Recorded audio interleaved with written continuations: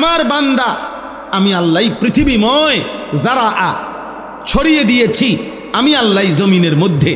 আবার জাল যেমন ছড়াইয়া দেয় পুকুরে, জাল একটু পরে যিনি ছড়াইয়া জাল মারছে পানিতে, উনি আবার আস্তে টান দিয়া এটারে নিজের হাতে জমা করে ফেলে, করে না? তো ইলাইহি তুহশারুন, আল্লাহ বলেন আবার গোটা পৃথিবী থেকে আমার বান্দা আমি আবার জমা করে হাসরের মাঠে নিয়ে আসবো, আমি নিয়ে আসবো আবার। ওয়া ইলাইহি তুহশারুন, আমি আল্লাহর নিকটেই আবার হাসর হবে, জমা হবে। হাসর মানে জমা, একত্র করার। এই যে হাসরের মাঠ মানে হলো একত্র করার মাঠ। তাহলে ইনশাআল্লাহ বাবারা, এবার বয়স্ক বাবা চাচা আছেন, আপনাদেরকেও বলি আব্বা, আলহামদুলিল্লাহ কিছু বয়স্ক চাচাও আছেন, আপনাদেরকেও বলি গুনার উপরে আপনারা যারা লাগাতার এক তালে আছেন, আপনাদের কাছে অনুরোধ আব্বা, এটা অনেক বড় বাড়াবাড়ি, সীমা লঙ্ঘন। আপনারা মনে রাখেন 60 বছর, আমি প্রতিদিন বলি রে বাপ, 60 বছর অথচ এখনো প্রতিদিন বিড়ি সিগারেট খাইতেছেন, আপনি কিন্তু বাড়াবাড়ি করছেন। 60 বছর বয়স হয়ে গেছে, আজও বিড়ি সিগারেট ছাড়বার সময় হয় নাই। 60 বছর এখনো কিস্তি নেন, এখনো সুদ খান, এখনো ওজনে কম দেন, এখনো মিথ্যা বলতেছেন, এখনো অন্যের সম্পদ ফিরাই দিচ্ছেন না। আয় হায় নাফরমান বুড়া, আজও তোমার কবরে যাওয়ার সময় হয় নাই চাচা? আপনি জানেন এই জমিটা আপনার না, আপনি জানেন আপনি গায়ের জোরে ক্ষমতার জোরে 2 নম্বরই সিটারি কইরা দলিলের মায়ের ফেস দিয়া আপনি নিয়ে আনিছেন, কিন্তু আপনার কলিজা তো জানে এটা আপনার না। কথা বলেন না কেন? আপনি আজকে কত বছর ধরে বোন, আপন বোন আজকে 30 বছর 20 বছর ধরে আপন রক্তের বোন কাঁদে, বাপ মারা গেছে আজকে 30 বছর হয়, আপনি এমন ডাকাত, আপনি ডাকাইতে আপন বোনের সম্পত্তিটা দিচ্ছেন না, আপন ফুফুর সম্পত্তি দিচ্ছেন না, আপনি আপনার আপন ভাই ভাতিজার হালাল সম্পত্তি, তাদের ন্যায্য সম্পত্তি, ওয়ারিসি সম্পত্তি আপনি দিতেছেন না। বইয়া বইয়া সাদোয়ানে গপ মারেন, কবরে ঢুকবেন টাঙ্গাইয়া ফিটবো বুড়া মিয়া, মনে রাখেন। আপনি আড্ডি খুললা একদম গিরাগাড়ি ভাঙ্গা লাইব, মনে রাখে। আমি আমার নাম আনিসুর রহমান, আমি বললাম হ্যাঁ, ঘটনা কি? বোনের সম্পত্তি দেন না কেন? ভাইয়ের প্রাপ্য দেন না কেন? বাতিজা কাঁদে প্রতিদিন আইসা, বাতিজার সম্পত্তি দেন না কেন? আপনি জানেন না? আপনি মরতেন না? কথা বলেন, এমন নাই? একটা গাছ, শুধু এই গাছটা কাইটা দিলে আপন ভাই, আপন ভাতিজা, আপন ভাইয়ের আপন প্রতিবেশী, আর যা 50 বছর ধরে বংশের পর বংশ তারা একসাথে থাকে, আরে মেয়ে কদ্দুর রাস্তা, 1 বিঘত জায়গা দিয়ে দিলে বেচারার বাড়ি ঢুকতে পারে। ওমা এই ডাকাত আজ যা 50 বছরও এটা দেয় না, আরে তার হাত পাও ধরছে না, দিত না, দিতাম না। কি দিতেন না? কা দিতাম না, কইছি দিতাম না। কেউ কিনলে দিতেন না, না দিতাম না, কইছি দিতাম না। এটা কথা হইল চাচা? একজন বয়স্ক যে কবরে যাবেন, আপনি এটা কি করছেন? এই গাছটা কাইটা দিলে তারার বাড়ি ঢুকতে পারে না, দিত না, গাছ এটা কেটে দিত, দিতাম না, কইছি দিতাম না।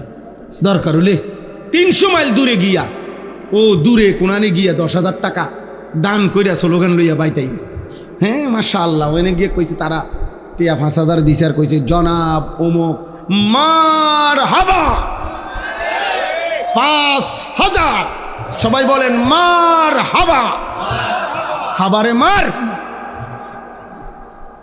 মার তারে ধরে আমার কন্যা মার হাবা। এই গ্রামের থেকে মার হাবা আনছে, মাশাআল্লাহ, কত বড় ভাগ্যবান চাচা। চাচা এই গ্রাম তুই আরেক গ্রামে মার হাবা আনে, এনে আপন বাতিজার ইয়া দেন, আপন বোনের সম্পদ দেন,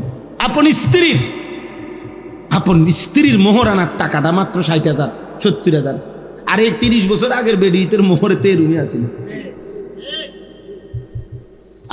আমার ছোট বোন যে সময় বিয়ে দেই 2003 সালে, তো আমার আগের 2 বোন, আমি তখন একটু বুঝের, আমার বোনের বিবাহের মোহর নিয়ে কথা হইতেছে ছেলের বাড়িতে, তো কথা তখন মিলাইতে পারতেছি না, আমি একটু বেশি চাইতেছি, তখন বলতেছিলাম আবদার কইরা।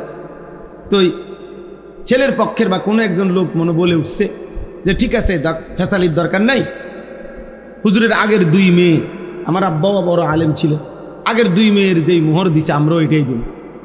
হ্যাঁ, এরপরে এটা বলতেই আমার আব্বা আমারে দিছে এবার দম, এই বেটা তুই ফুলাইন মানুষ, বেটা যা, তুই বেশি ঝামেলা করস তুই বেটা। ঠিক আছে, আপনারা যেটা কইছেন এইটাই, মানে আপনারা কোনটা কইছেন এতক্ষণ। তো তারা বলছে 1 লাখ কত জানি মনে না, কি 1 লাখে ধরেন, মনে নেই আমার খুব। তা এইটা মাইন্না আব্বা আইসা পড়ছে।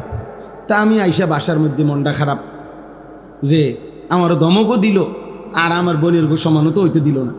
আব্বাই তখন আমারে কইছে, বেডা ব্যাক কল, তোর আগের 2 বোনের মোহরানা 6000 করে বাড়ি,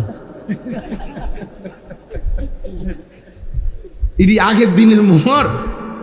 আমার বোনেরা বড় সবাই, আগের বোনগুলা, বুঝছেন, কইতে তো তারার মোহর তুই ধরলে তো কিচ্ছু পাইতি না।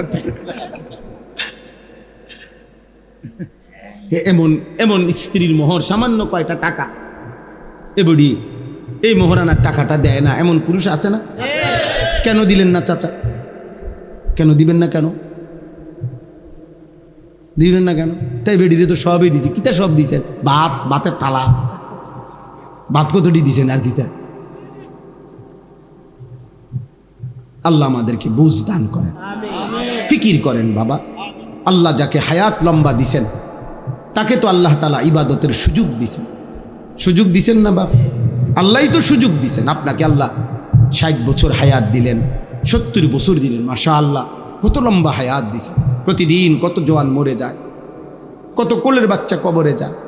আহা, একটা আইসিইউর অভাবে এখন কত বাচ্চা হামে আক্রান্ত আমাদের বাংলাদেশ।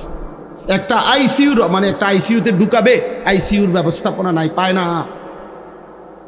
কালকে পত্রিকা আসছে, একটা বাপ একটা কোলের বাচ্চা বুকে জড়াইয়া রাখছে। এই বাপটা 7টা হসপিটালে আইসিইউর তালাশে পাগলের মতো দৌড়াইতেছে। এই সময় তার মোবাইলে কল আসছে, আপনার বাচ্চা মারা গেছে, বাচ্চাটা নিয়ে যান। আমার মাদ্রাসার একজন শিক্ষক, এই 15 দিন হয়, ভালো আলেম মাওলানা, ওরে 8 মাসের বাচ্চা এই হামে আক্রান্ত হইয়া আপনার আইসিইউ আমি সহ খুঁজছি। আমি নিজে, আমার পরিচিত কত ডাক্তার আছে, ওনাগুলোর কথা বলছি, ঢাকায় মোহাম্মদপুর, শ্যামলী, ওইখানে পর্যন্ত খবর নিছি। কয় যে হুজুর আইসিইউ মিলাই, এই চাইতেছি হুজুর, চাইতেছি, চেষ্টা করছে। সর্বশেষ একটা হসপিটালে মিলাইছে কুমিল্লা। আপনার বিশ্বাস করেন, বাচ্চাটাকে এরকম ঘরটা, এই যে ঘর, এটা দেখা যায় হসপিটাল, এখান পর্যন্ত আনছে, মানে এখন শুধু নামাবে, এই সময় বাচ্চাটা মারা গেছে। মানে আর ঢুকাইতে পারছে না।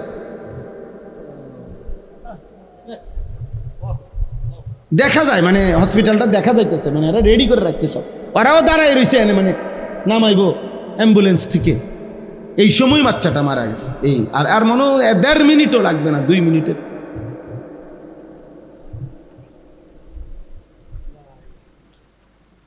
দোস্ত আমার, বন্ধু আমার, আল্লাহকে ছেড়ে দিলে লাভ কি? আল্লাহকে ভুলে গেলে লাভ কি?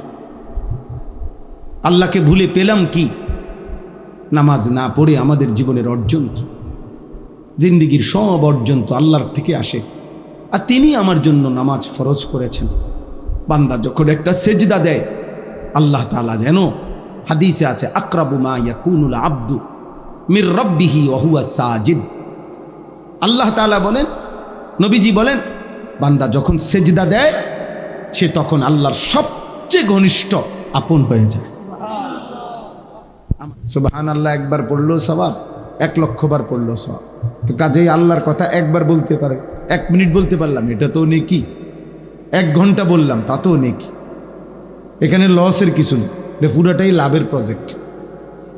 পুরা প্রজেক্টটাই কিসের? লাভের প্রজেক্ট, লসের কিছু নেই। লসের কিছুই নেই, আয়োজকেরও কোনো লস নাই, বলনেওয়ালারও কোনো লস নেই, আপনাদেরও কোনো লস নেই, শুনলেও লাভ। আমল করা পৃথক একটি হুকুম, আল্লাহর কথা শোনা এটাও একটা আমল। আমল করা এটাও একটা আমল। মানে আল্লাহ তাআলা যেমন আমাদেরকে আমল করতে বলছে, তেমন আল্লাহর কথা শুনতেও বলছি। তাহলে আল্লাহর কথা যে আমি শুনতেছি এইটাও একটা আমল করতেছি। ফাসতামিউ লাহু ওয়া আনসিতু, এটা স্পষ্ট কোরআনের আয়াত। আল্লাহ তাআলা বলছে কোরআন যখন পড়া হয়, বলা হয় তোমরা মনোযোগ দিয়ে শোনো এবং চুপ থাকো। এই দুই জিনিস জরুরি, মনোযোগ দিয়ে শুনো, চুপ থাকো। আনসিতু অর্থ চুপ থাকো। লাআল্লাকুম তুরহামুন, আল্লাহ বলেন এতে অবশ্যই তোমাদের উপরে রহমত বর্ষিত হবে।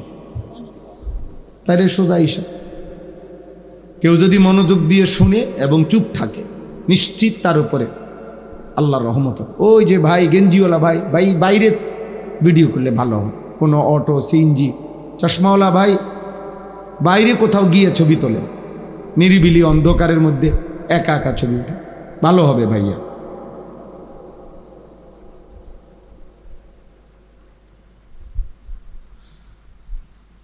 যাদের বেশি তোমার আগ্রহ আছে, আলহামদুলিল্লাহ এখন প্রতিদিন গরু বাজার বসে, কষ্ট করে যাইয়া গরু বাজারের এই মাথার থেকে ওই মাথায় সবগুলো গরুর পৃথক পৃথক ছবি তুললে এবং নিজে প্রত্যেকটা গরুর সাথে একটা ছবি উঠাইলে অনেক সুন্দর হবে। জাতি অনেক উপকার পাবে, মানুষ দেখতে পারবে যে গরুর সাথে গরু অনেক সুন্দর মানাইছে। আমি বিভিন্ন প্রস্তাব দিলাম, সিএনজির সাথে উঠাইতে পারি, অটো, গরু, ছাগল। তোমরা দেখো ভাই, আমাদের মানসিকতা এলো এই, একটা ল্যাংটা যদি মানুষ থাকে, ল্যাংটা দাঁড়ায় রয়েছে, পাগল ল্যাংটা দেখা যাবে। এমন অসংখ্য বিকৃত মানুষ আছে যে ওই ল্যাংটাটার ছবি তুলতেছে। হাজার হাজার মানুষ, পোশাকওয়ালা মানুষ পাবেন যে ল্যাংটার ছবি তুলতেছে। একটা বাস আগুনে পুড়ে যাচ্ছে, আপনি লক্ষ লক্ষ মানুষ পাবেন যারা এটার ছবি তুলতেছে। তাহলে এটা কি সুস্থ মানসিকতা? হ্যাঁ, একটা মানুষ বিপদগ্রস্ত, তার পাশে আগায় যাচ্ছে যতজন, তার চেয়ে ছবি তুলতেছে বেশি। এটা কি আসলেই সুস্থ মানসিকতা? বলো ভাই। এই জন্য দয়া করে এটা ভাবা উচিত। আমার কথা হইল, বড় মোবাইলের অনেক প্রয়োজন আছে, বিভিন্ন কাজ, অফিসিয়াল কাজ, চাকরির কাজ, ব্যবসার কাজ, অনেক ধরনের কাজ করতে হয় এই বড় মোবাইল দিয়ে। ঠিক আছে, করেন, যার যেটা দরকার হবে সেটা তো করতেই হবে। আমার কাছেও বড় মোবাইল আছে, ল্যাপটপ আছে, বড় মোবাইল আছে, কম্পিউটার আছে, এলসিডি আছে, মাদ্রাসায় সিসি ক্যামেরা আছে, কম্পিউটার আছে, অ্যাপসের মাধ্যমে পুরা মাদ্রাসার হিসাব, আলহামদুলিল্লাহ অত্যাধুনিক অ্যাপসের মাধ্যমে হিসাবের কার্যক্রম করি। প্রতিদিন আমি যেখানেই থাকি আমার গাড়িতে ওই ব্যবস্থাপনা আছে যে মাদ্রাসার যাবতীয় বিষয় আমি এনে বসেও দেখতে পারি ইচ্ছা করি, কোন ক্লাসে ক্লাস হইতেছে কিনা, শিক্ষক আছে কিনা, কত আজকের উপস্থিতি কি, সবই ঠিক আছে। প্রয়োজন তো প্রয়োজন, কিন্তু 24 ঘন্টা যেটা পাইলাম সেটাই ছবি তুললাম। পাগল, ছাগল, কুকুর, বিড়াল, শূকর, মানুষ, জানোয়ার, পুরুষ, নারী, হুজুর, পাবলিক, গাড়ি ঘোড়া, এটা কি তা ভাই? তোমার বিবেক কি বল? দোস্ত একজনই ভাবো, তোমার বিবেক কি বলে, কমন সেন্স কি বলে, সাধারণ বুদ্ধি বিবেচনা কি বলে যে এটা কি কোনো প্রয়োজনীয় বা স্বাভাবিক কোনো কাজ? তাইলে আমার একটা ছবি তুললে তুমি কারে দেখাইবা? আমি গাড়ি থেকে নামতেছিলাম, আসতেছিলাম, তো এই ছবি কারে দেখাইবা? যারে দেখাইবা সে আর কখনো দেখে নাই। আফসোসের বিষয়, আমরা ভাবা উচিত। আমরা 8-10 জন, একে তো আমরা জানোয়ার না, আমরা মানুষ। দ্বিতীয়ত আমরা আর 10 জন মানুষের মতন, আমরা মুসলমান। আমাদের একটু ব্যক্তিত্ব আছে, স্বাতন্ত্রতা আছে, আমাদের একটা নিজস্ব ব্যক্তিত্ব আছে। আমরা মুসলমান, আমাদের হাঁটা চলা, কথাবার্তা, আচরণ, উচ্চারণ সব কিছুই একটু ভিন্নত। কথা ছিল আমাদের এমন হওয়ার কথা ছিল যে আমাদেরকে দেখেই মানুষ আল্লাহকে চিনবে, আল্লাহর পথ পাবে। হাদিসের মধ্যে আছে নবী সাল্লাল্লাহু আলাইহি ওয়াসাল্লাম, সাহাবায়ে কেরাম, নবীজির সাহাবারা ওনাদেরকে জন্য দোয়া করতেন, আল্লাহুম্মা হদি বিহিম, আল্লাহ আমার সাহাবাদেরকে আপনি এক একজনকে আপাদমস্তক এভাবে বানিয়ে দেন যেন তাদের দ্বারাই মানুষ হেদায়েত পেয়ে যায়।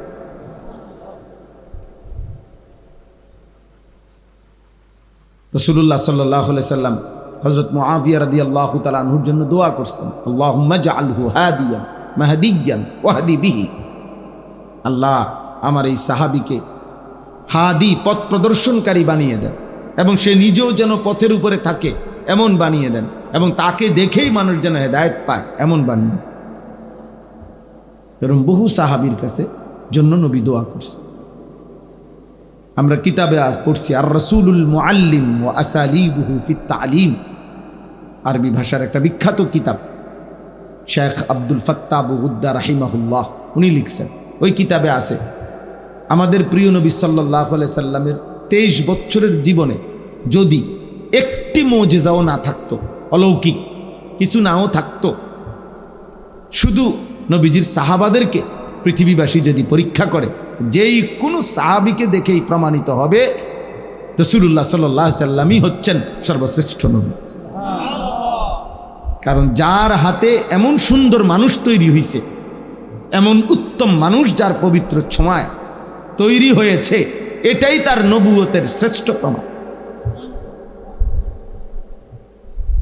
এটাই তার নবুয়তের শ্রেষ্ঠ। আজকে আফসুস আব্বা, আজকে যদি ভিনদেশি কেউ এসে দেখতে চায় যে মুসলিম যুব সমাজ, আর আমরা যদি তোমাদেরকে দেখাই, আব্বা বলো না, অথবা সাহাবায়ে কেরাম কবর থেকে আইসা যদি জিজ্ঞাসা করে তোমাদের আমল তোমরা কি মেহনত করলা, চাই তোমাদের যুব সমাজ তোমরা দেখাও, তোমগরে দেখাইলে আমরা কিভাবে বুঝাবো যে মাথার চুল থেকে পায়ের নখ পর্যন্ত ইসলামের চিহ্ন কোথায়? বলো না ভাই। সারাদিনে এক ওয়াক্ত নামাজ পড়ো নাই যে, তাকে দেখাইয়া কেমনে প্রমাণ করব তুমি মুসলমান? এক বছরে যে কোনো দিন 5 ওয়াক্ত নামাজ পড়তে পারো নাই, তোমারে দিয়ে কেমনে প্রমাণ করব? কারে বুঝাবো তুমি মুসলমান? নবী সাল্লাল্লাহু আলাইহি সাল্লাম বলেছেন, মান তারাকা সালাতাম মুতাআম্মিদান ফাকাদ কাফারা, ইচ্ছা করে যে নামাজ ছেড়ে দেয়, ফাকাদ কাফারা, সে কুফরি করলো, কুফরি করলো, ফাকাদ কাফারা। নবী সাল্লাল্লাহু আলাইহি সাল্লাম সাহাবীকে বলছে, লা তাতরুকিস সালাতা আবাদান, আমার সাহাবী কোনো দিন কখনোই জীবন যায় যাক নামাজ ছেড়ো না। আমি এইমাত্র কিতাবে পড়তেছি, মেরকাত, আরবিতে মোটা কিতাব পড়তেছিলাম, মেশকাতের সরা, গাড়িতে বসে বসে এখন দেখছি পড়তে এইখানে ঠিক মতো পড়তে পারতেছিলাম না। মাশাআল্লাহ, রাস্তা আলহামদুলিল্লাহ, আল্লাহ তাআলা এই রাস্তা থেকে আপনাদের হেফাজত করুন, আল্লাহ যেন আমারও হেফাজত করুন। তো এখানে লিখছে যে মূলত সালাত, এই যে নামাজ আমরা পড়ি, মূলত সালাত শব্দের মূল অর্থ হইল আগুনে পুরাইয়া বাঁকা কাঠ সোজা করা, এটার মূল অর্থ বাঁকা কাঠ সোজা করা। তো মূলত নামাজ যে ধারাবাহিক পড়ে, সে তার নফসের হারাম চাহিদা, মনের কুচাহিদা, এইটাকে পুরাইয়া আল্লাহর ইবাদতের উপরে, আল্লাহর বন্দিগির উপরে সোজা করে রাখে। প্রত্যেকটা নামাজের মাধ্যমে যেন সে নিজেকে পুরাইতেছে, অর্থাৎ মনের হারাম চাহিদা আগুনে যেন পুরাইতেছে, নিজেকে যেন সুন্দর বানাইতেছে। তো এই কিতাবে লিখছে, এভাবে ধারাবাহিক নামাজ পড়ে যে নিজেকে পুরাইয়া উত্তম বানায়, আশা করা যায় নিঃসন্দেহে জীবনভর যে নিজেরে পুরাইল, মনের চাহিদা পুরাইয়া দিল, তো আশা করা যায় কিতাবে লিখছে আল্লাহ তাআলা তাকে দ্বিতীয়বার আবার জাহান্নামের আগুনে পোড়াবে না।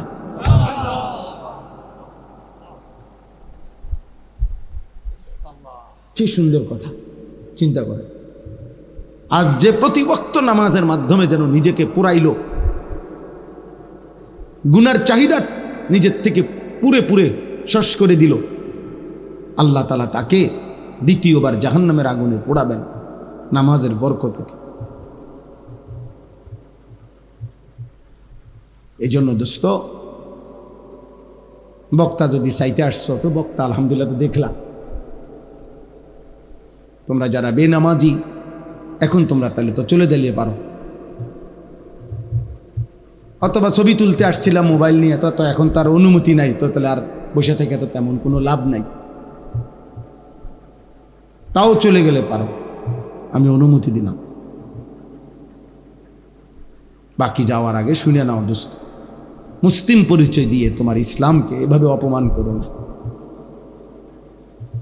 নবীজি সাল্লাল্লাহু আলাইহি সাল্লামের উম্মত পরিচয় দিয়ে আমার নবীর 23 বছরের চোখের পানিকে এভাবে অপমান করো না। আমার নবীর তায়েফের রক্তকে এভাবে বেইজ্জতি করো না। তিনি অনেক কাঁদছিলেন আমাদের জন্য, তিনি অনেক দিন ক্ষুধার্ত ছিলেন, পেটে পাথর বাঁধছেন, তিনি অনেক পাথরের আঘাত সয়েছেন। 7 আসমান জমিন তায়েফের রক্ত দেখে নবীর কাঁদছিল। আল্লাহর কোটি কোটি ফেরেশতারা পর্যন্ত চোখের পানি ফেলে কাঁদছে যে আল্লাহ, আপনার শ্রেষ্ঠতম প্রিয়তম নবী, তিনি তাকে এভাবে পাথর মারছে আর আপনি দেখতেছেন। তায়েফের কাফেররা যখন নবীজিকে পাথর মারছিল সেদিন আল্লাহ ছিলেন না? আল্লাহ দেখে নাই? তো কেমনে সইলেন? মানে আল্লাহ সইলেন কেমনে? যেই পবিত্র দেহে কোনো দিন মাছি বসে না, যেই পবিত্র দেহে একটা মশা বসে না, যেই পবিত্র দেহে 1 সেকেন্ডে কোনো দুর্গন্ধ আসে না, তার পবিত্র দেহ মোবারক থেকে যখন অঝরে রক্ত ঝরছিল, আল্লাহ নবী সাল্লাল্লাহু আলাইহি সাল্লাম হযরত যায়েদ রাদিয়াল্লাহু তাআলা আনহু তায়েফের সফরে যিনি নবীজির সাথে ছিলেন, ওই সাহাবী বলছেন রক্তে পায়ের জুতা পায়ের তালুর সাথে জমাট বাইধা গেছে, যে আমি খুলতে পারছিলাম না, কি পরিমাণ রক্ত ঝরছে। এমন সুন্দর, এমন পবিত্র চেহারা যার, এমন সুন্দর দেহ যার, তো এমন নবীকে বেইজ্জতি করা, আমাদের নবীকে অপমান করা ঠিক না রে বাপ। এই জন্য কোনো ভূমিকাই বললাম না, শুরুতেই বললাম। কি শুরু করলা তুমি? কি পাইলা বাপ মোবাইলের মধ্যে? এমন পাগল হয়ে গেলা কেন? এমন পাগল হয়ে গেলা কেন? মনে করো কেউ মানা করে না আর কি, কেউ বাধা দেয় না, তাই বলে বুঝি নিজেরা এভাবে শেষ করে দিচ্ছ। তোমার চরিত্রের কি অবস্থা তুমি বুঝো না?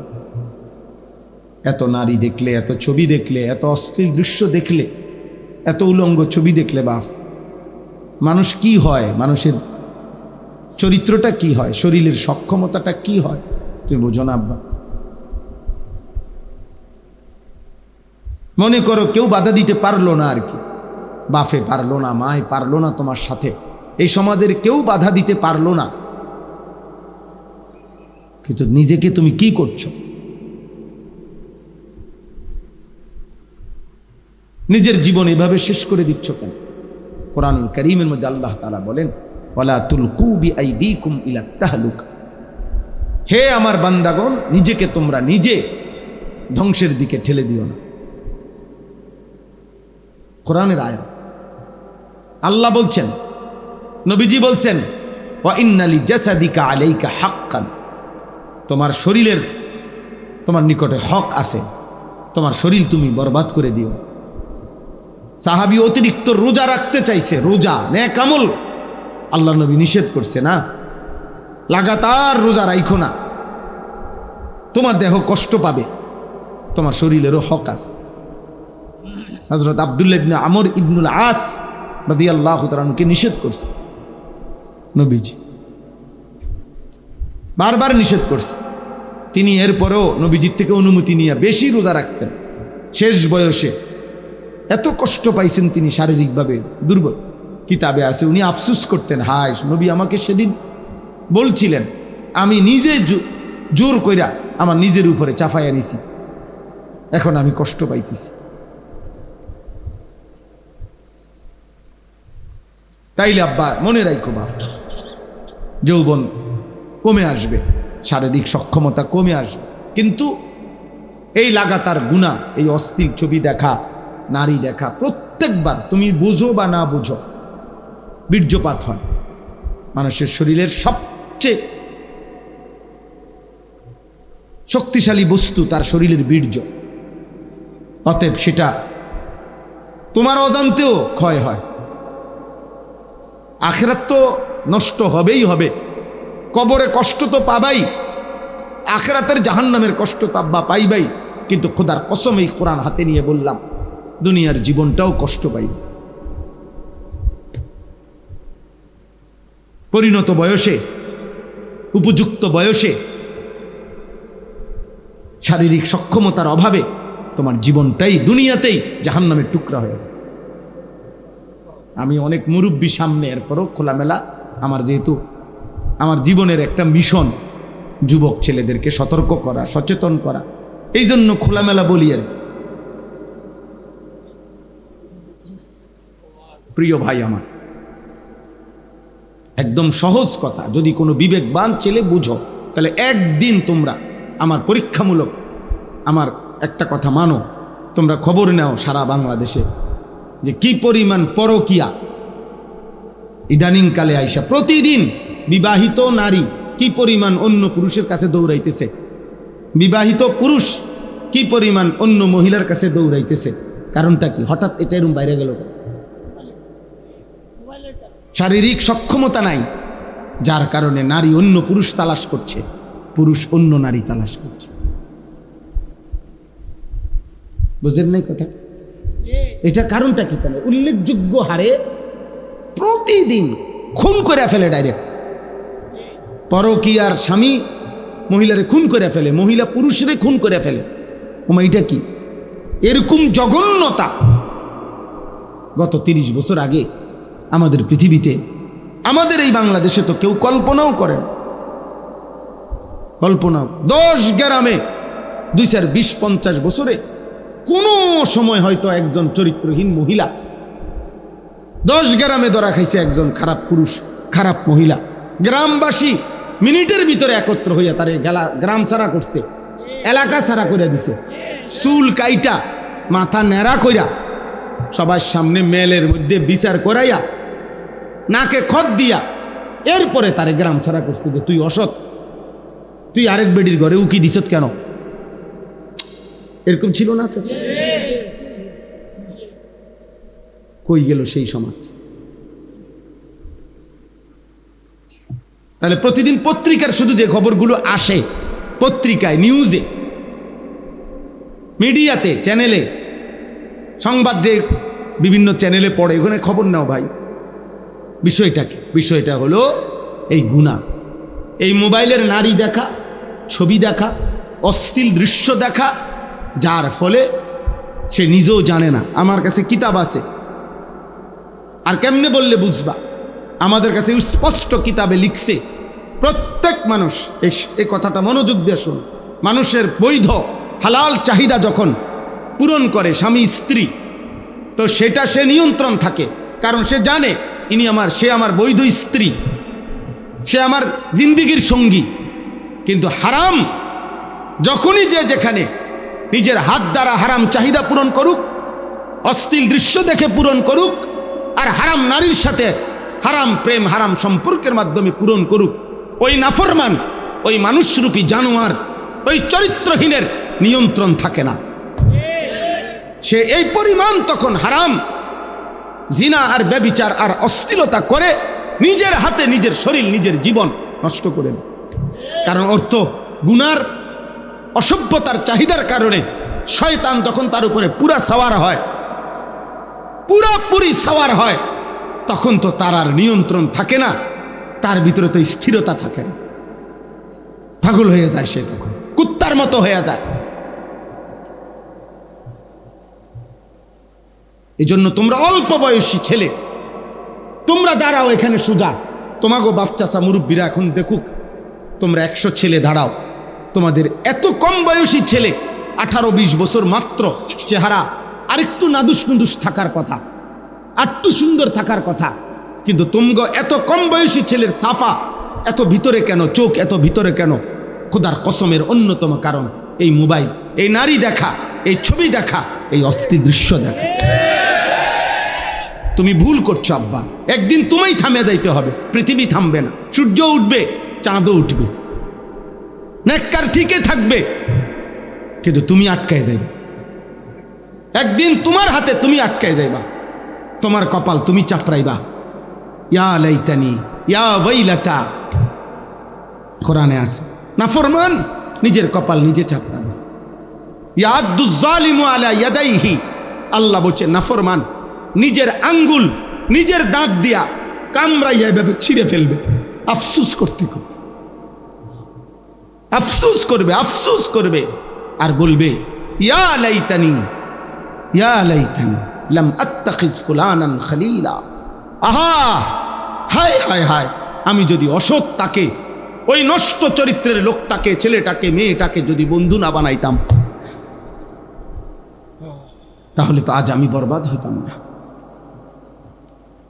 এজন্য প্রিয় ভাই, অনুরোধ করছি, শুধু একজন বক্তা না, শুধু ওয়াজ করতে আসি নাই, আমার কষ্ট হয়েছে এই রাস্তাটা আসতে, আমার ধারণার চাইতেও ভিতরে।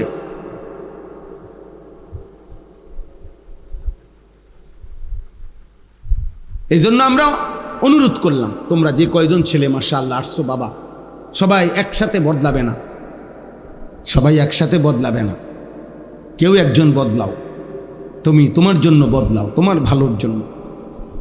এমন সুন্দর জীবন তুমি নষ্ট করো। প্রতিটা চাহিদা হালালভাবে, বৈধভাবে, আল্লাহ তাআলা মানুষের খাবারের চাহিদা, পানির চাহিদা, লজ্জাস্থানের চাহিদা, সম্পদের চাহিদা, দুনিয়ায় বেঁচে থাকার যত প্রয়োজনীয়তা, খোদার কসম আল্লাহ তাআলা বৈধভাবে, হালালভাবে, পর্যাপ্ত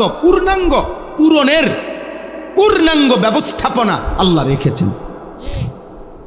খাবারের চাহিদা আল্লাহই পূরণ করবে, পানির চাহিদা আল্লাহই পূরণ করবে, লজ্জাস্থানের চাহিদা আল্লাহই পূরণ করবে, সম্পদের চাহিদা আল্লাহই পূরণ করবে, বেঁচে থাকার সমস্ত উপকরণ আল্লাহ কোরআনে বলছে হুয়াল্লাযী খালাকা লাকুম মা ফিল আরদি জামিআ, বান্দা এই জমিনের সব আমি তোমাদের জন্য সৃষ্টি করেছি। সাখখারা লাকুম মা ফিস সামাওয়াতি ওয়াল আরদ, আল্লাহ বলে বান্দা এই জমিনের সব, আসমান ও জমিনের আমি তোমাদের অধীনস্থ করে দিয়েছি।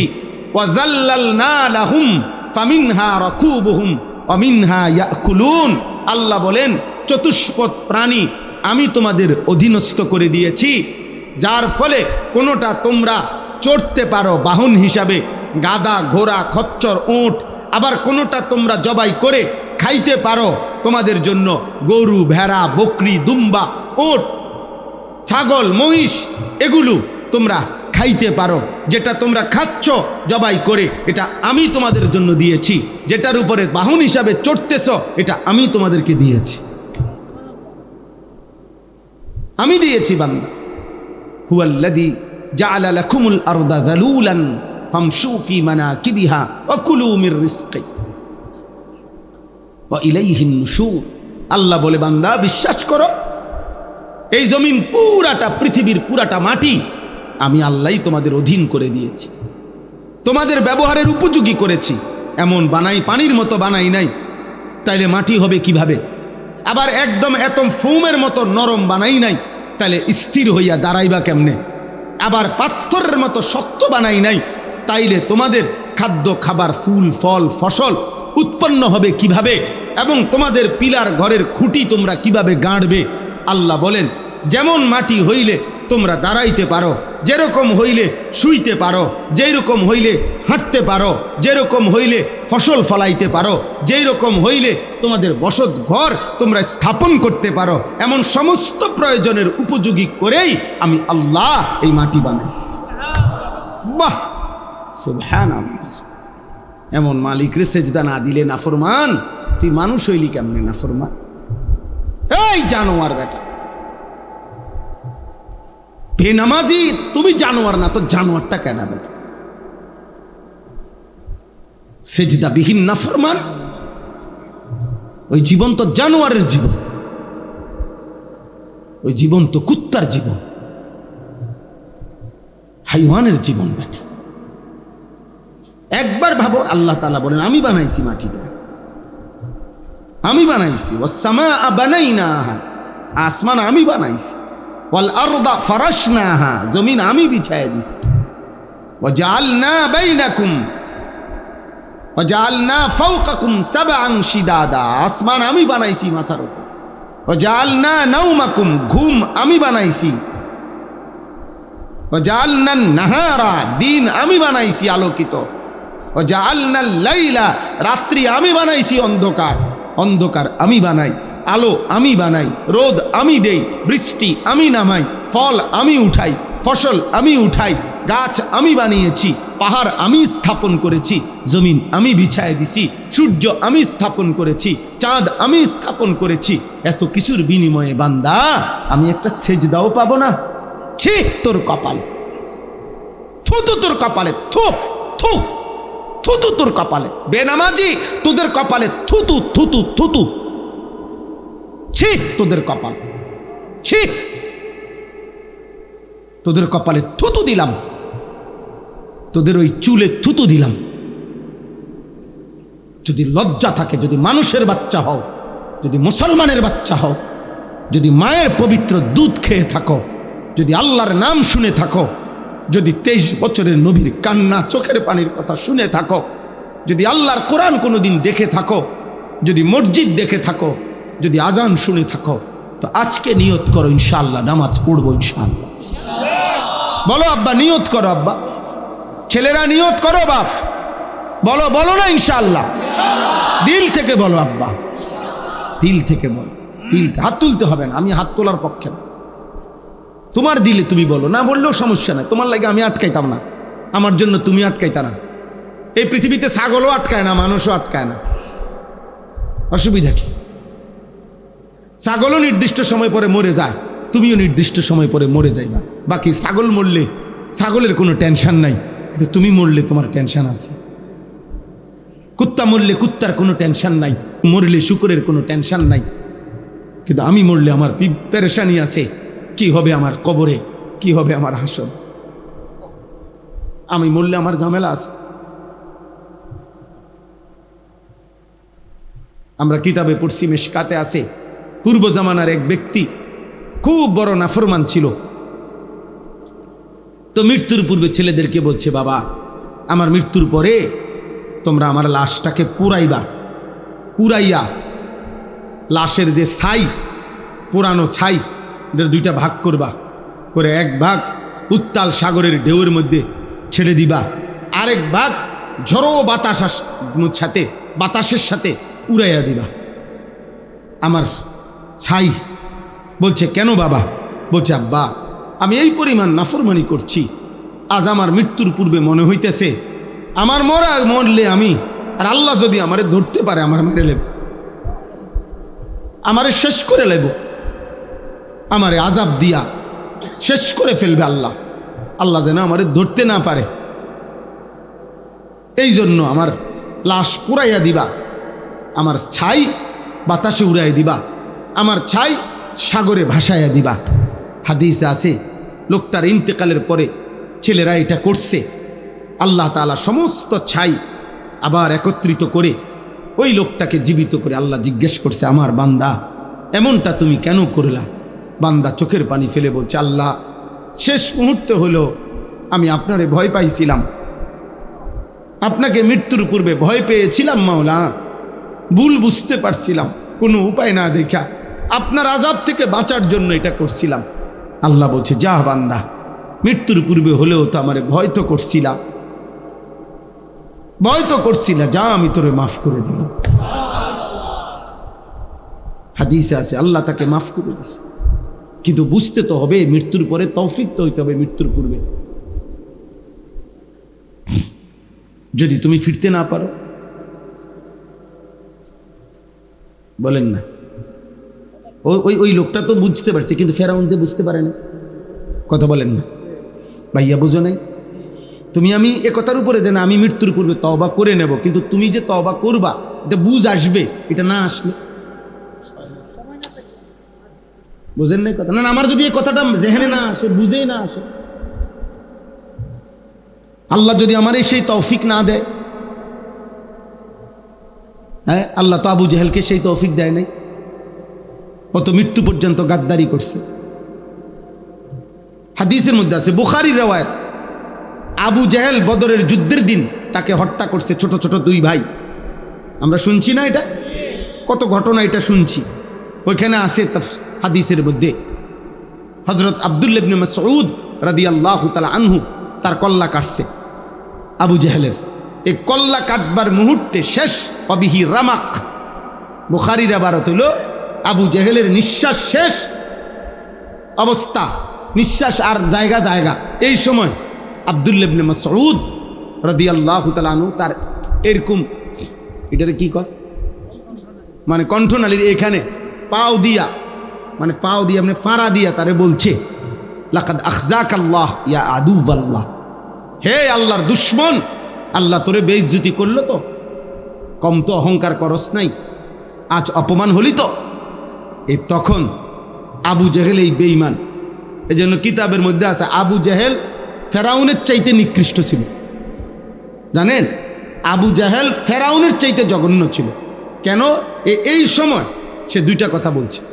এক নাম্বার বলছে আব্দুল্লাহ ইবনে মাসউদ সাহাবীকে বলছে, শোন বেটা, আমি মরে যাচ্ছি, কিন্তু তুই তো বলতে পারবি যে আমার চাইতে বড় সর্দার, হ্যাঁ, আর কেউ আসেনি এই পুরা বদরের মাঠে, এত বড় সর্দাররে যে তুই মারতে পারছ, এটা তো তোর কৃতিত্ব। দেখছিস ডাকাইতে কি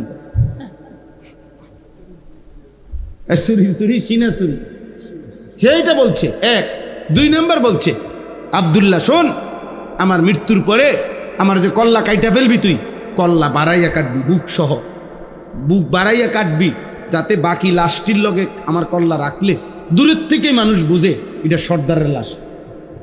আবু জাহেল কত বড় গাদ্দার,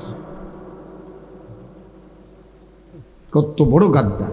হ্যাঁ, এটা হাদিসের কথা। প্রিয় ভাই আমার, বন্ধু আমার, কিশোর নওজওয়ান, এমন সুন্দর হায়াত নষ্ট করো না। আর আসবে না তুমি পৃথিবীতে কোনোদিন, যদি আজ চলে যাও, কিংবা কাল কিংবা পুরুষ, চলে যেতেই হবে, ফিরতেই হবে। ওয়া ইলাইহিন নুশুর, আল্লাহ বলছে বান্দা জমিন আমার, ঘোরো, অসুবিধা নাই, গোটা পৃথিবী তুমি হাঁটো, ফামশু ফি মানাকিবিহা, আমার মাটির উপরে যেখানে মন চায় থাকো, দেশে থাকো অসুবিধা নাই, বিদেশ যাবা যাও, বিদেশের মাটিটাও আমার, আমেরিকার মাটিও আমার, বাংলাদেশের মাটিও আমার, সব মাটি কার? যাও বান্দা, কোনো অসুবিধা নেই, দেশে থাকো, গ্রামে থাকো, নয়তো শহরে থাকো। ওয়াকুলু মির রিজকিহি, আমার রিজিক খাও, তালাশ করো, উপার্জন করো, খাও, কোনো আপত্তি নেই, তোমার জন্যই তো বানাইছি আমি। পৃথিবীর সব নাজ ও নিয়ামত তো বান্দা আমি তোমার জন্যই বানাইছি, এগুলো আমি আখিরাতে নেব না। দুনিয়ার এই খানা দিয়ে তো আমি বেহেশতে দেব না, দুনিয়ার এই খানা দিয়ে তো আমি আখিরাত নেব না। এবং আমি তো আমার ফেরেশতাদের জন্য এগুলো বানাইনি, আমার আখিরাতের জন্য বানাইনি, এগুলো এখানের জন্যই বানাইছি। এখানেই রাখো, খাও, অসুবিধা নেই, সবটা তুমি খাও, শুধু মনে রেখো ওয়া ইলাইহিন নুশুর, আমি আল্লাহর কাছে ফিরতে হবে। খাও, কোনো সমস্যা, শুধু কি মনে রেখো, কার কাছে ফিরতে হবে? কুল হুয়াল্লাযী যারাআকুম ফিল আরদ ওয়া ইলাইহি তুহশারুন, এই একই কথা। আল্লাহ বলছে, হে নবী আপনি বলেন, আল্লাহই তোমাদেরকে গোটা পৃথিবীতে ছড়িয়ে দিয়েছেন। আমরা কেন বাংলাদেশে, তারা কেন ভারতে, ওরা কেন পাকিস্তানে, ওরা কেন সৌদি আরবে, ওরা কেন ইটালিতে? আল্লাহ বলেন, এটা আমি ছড়াইয়া দিছি, আমার বান্দা আমি আল্লাহ পৃথিবীময় যারা ছড়িয়ে দিয়েছি, আমি আল্লাহ জমিনের মধ্যে। আবার জাল যেমন ছড়াইয়া দেয় পুকুরে, জাল একটু পরে যিনি ছড়াইয়া জাল মারছে পানিতে, উনি আবার আস্তে টান দিয়া এটারে নিজের হাতে জমা করে ফেলে, করে না? তো ওয়া ইলাইহি তুহশারুন, আল্লাহ বলেন আবার গোটা পৃথিবী থেকে আমার বান্দা আমি আবার জমা করে হাসরের মাঠে নিয়ে আসবো, আমি নিয়ে আসবো আবার। ওয়া ইলাইহি তুহশারুন, আমি আল্লাহর নিকটেই আবার হাসর হবে, জমা হবে। হাসর মানে জমা, একত্র করার। এই যে হাসরের মাঠ মানে হলো একত্র করার মাঠ।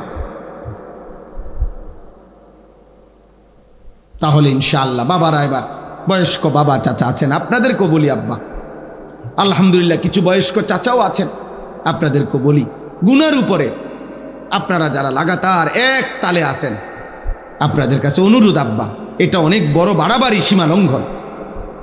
আপনারা মনে রাখেন 60 বছর, আমি প্রতিদিন বলি রে বাপ, 60 বছর অথচ এখনো প্রতিদিন বিড়ি সিগারেট খাইতেছেন, আপনি কিন্তু বাড়াবাড়ি করছেন।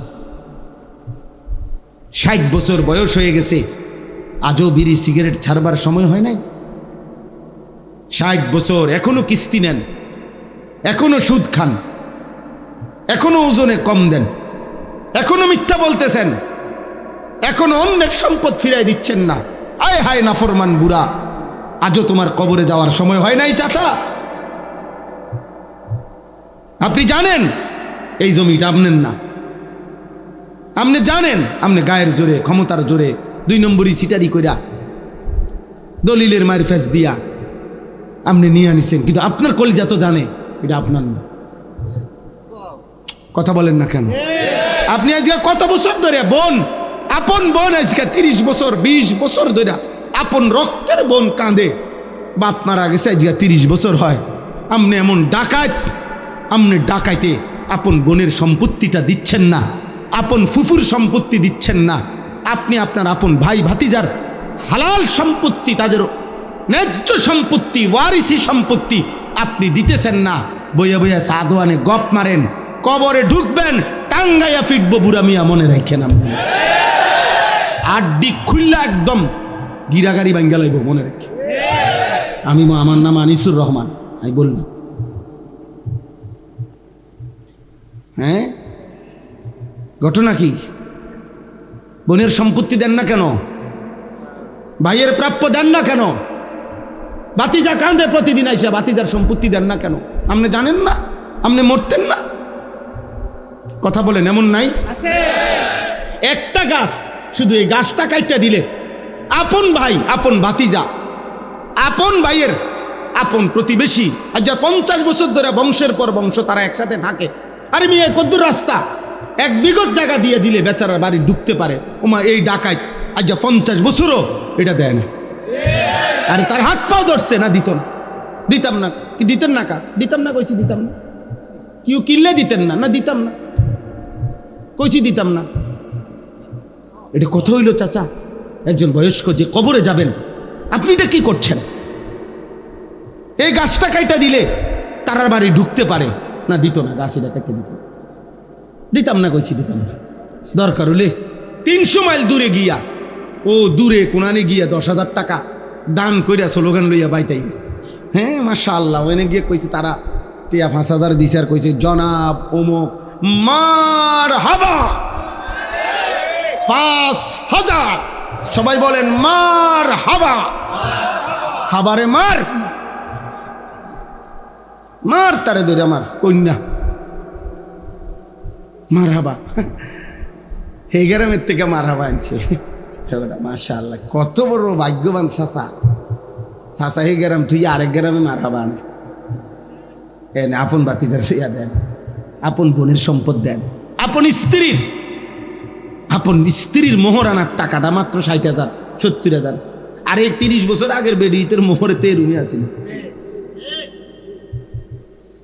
আমার ছোট বোন যে সময় বিয়ে দেই 2003 সালে, তো আমার আগের 2 বোন, আমি তখন একটু বুঝের, আমার বোনের বিবাহের মোহর নিয়ে কথা হইতেছে ছেলের বাড়িতে, তো কথা তখন মিলাইতে পারতেছি না, আমি একটু বেশি চাইতেছি, তখন বলতেছিলাম আবদার কইরা, তো ছেলের পক্ষের বা কোনো একজন লোক মনে বলে উঠছে যে ঠিক আছে, ফেসালির দরকার নাই, হুজুরের আগের 2 মেয়ে, আমার আব্বাও বড় আলেম ছিল, আগের 2 মেয়ের যেই মোহর দিছে আমরাও এটাই দিব।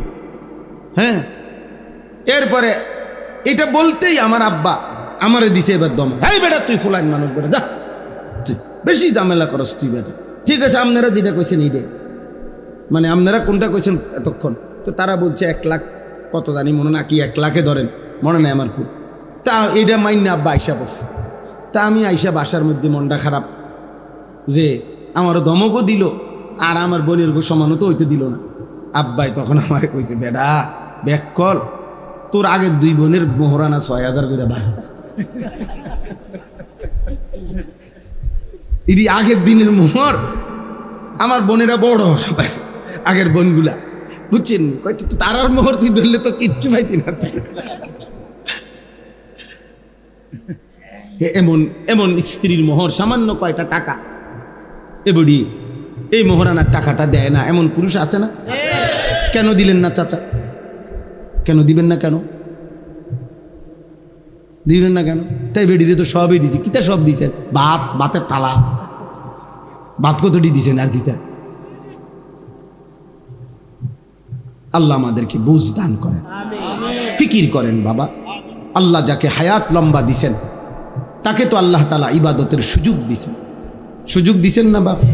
আল্লাহই তো সুযোগ দিছেন আপনাকে। আল্লাহ 60 বছর হায়াত দিলেন, 70 বছর দিলেন, মাশাআল্লাহ, কত লম্বা হায়াত দিছেন। প্রতিদিন কত জওয়ান মরে যায়, কত কোলের বাচ্চা কবরে যায়। আহা, একটা আইসিইউর অভাবে এখন কত বাচ্চা হামে আক্রান্ত আমাদের বাংলাদেশ। একটা আইসিইউর মানে একটা আইসিইউতে ঢুকাবে, আইসিইউর ব্যবস্থাপনা নাই, পায় না। কালকে পত্রিকা আসছে, একটা বাপ একটা কোলের বাচ্চা বুকে জড়াইয়া রাখছে। এই বাপটা 7টা হসপিটালে আইসিইউর তালাশে পাগলের মতো দৌড়াইতেছে।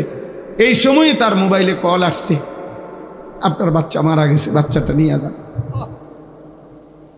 আমার মাদ্রাসার একজন শিক্ষক, এই 15 দিন হয়, ভালো আলেম মাওলানা, পরে 8 মাসের বাচ্চা এই হামে আক্রান্ত হইয়া আপনার আইসিইউ আমি সহ খুঁজছি। আমি নিজে, আমার পরিচিত কত ডাক্তার আছে, ওনাগুলোর কথা বলছি, ঢাকায় মোহাম্মদপুর, শ্যামলী, ওইখানে পর্যন্ত খবর নিছি। কয় যে হুজুর আইসিইউ মিলাই, এই চাইতেছি হুজুর, চাইতেছি, চেষ্টা করছে। সর্বশেষ একটা হসপিটালে মিলাইছে, কুমিল্লা। আপনার বিশ্বাস করেন, বাচ্চাটাকে এরম ঘরটা, এই যে ঘর, এটা দেখা যায় হসপিটাল, এখান পর্যন্ত আনছে, মানে এখন শুধু নামাবে, এই সময় বাচ্চাটা মারা গেছে, মানে আর ঢুকাইতে পারছে না। দেখা যায়, মানে হসপিটালটা দেখা যাইতেছে, মানে এরা রেডি করে রাখছে সব, ওরাও দাঁড়ায় রয়েছে, মানে নামাইবো অ্যাম্বুলেন্স থেকে। এই সময় বাচ্চাটা মারা গেছে। এই আর মনে 1.5 মিনিটও লাগবে না, 2 মিনিটের।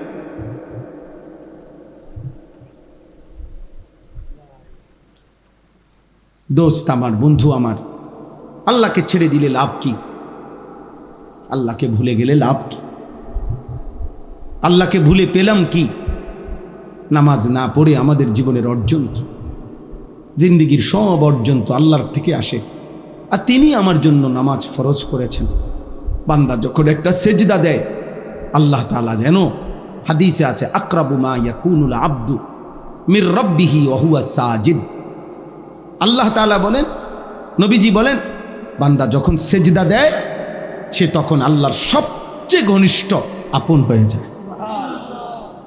আমার শায়েখ আল্লামা মুফতি মুশতাকুন নবী কাসিমি হুজুর বলে, বান্দা যখন সেজদা দেয় আল্লাহ তখন এরকম পিঠে, মাথায়, পিঠে হাত বুলায় দেয়। আল্লাহ যেন কুদরতি হাত আদর করে দেয়। মাশাআল্লাহ, আনিস আমার সেজদা দিলা, আমি খুশি হলাম। হাদিসে আছে, বাবা তোমরা অনেক ছেলে বাপ, হাত জোড় করে বলি, আব্বা ছবি তোলার জন্য হুড়াহুড়ি করো না, ধাক্কাধাক্কি করার কি দরকার আব্বা? কি হবে? যদি বলো তোমার কোনো ফায়দা হবে আখেরাতে, তো চলো তোমরা বলো, ছবি তো আমি একবার যতক্ষণ দরকার আমি দাঁড়ায় থাকবো, তুমি একজন করে আমার সাথে ছবি উঠাইও, কিন্তু আগে বলো আখেরাতের কি ফায়দা হবে,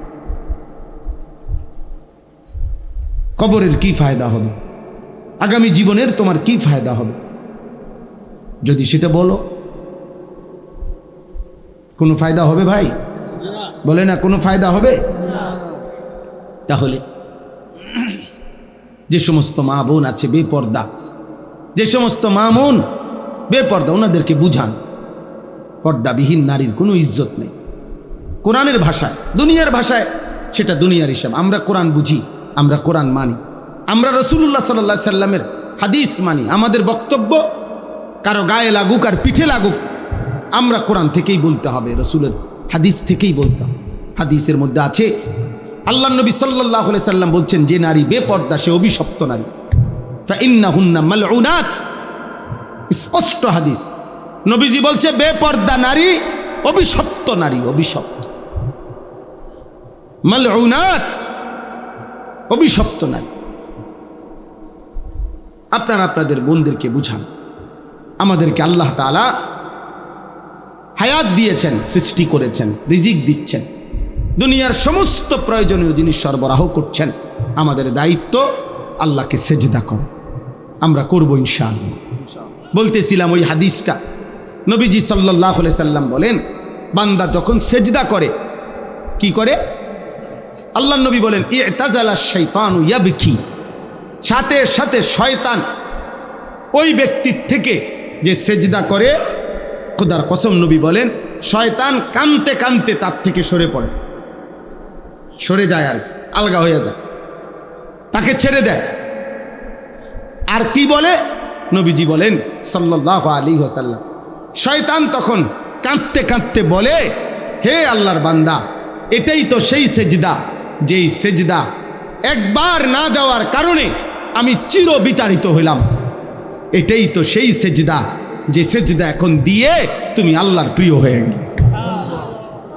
ওর ওই কথা, প্রত্যেকটা সেজদা দিলে বান্দা ওর ওই কথা মনে পড়ে। আবা ওয়াস্তাকবারা ওয়া কানা মিনাল কাফিরিন, কি সাংঘাতিক কথা! সেজদা না দেয়, দেয় নাই। আল্লাহ কোরআনে বললেন, আমার নাফরমান ইবলিস, নাফরমান, সে সেজদা দিতে অস্বীকার করলো। ওয়াস্তাকবারা, আর এর দ্বারা সে নিজের অহংকার করলো। ওয়া কানা মিনাল কাফিরিন, এবং কাফেরদের অন্তর্ভুক্ত হয়ে গেল। এই মুসলমানের বাচ্চা, শুনছো বাবা?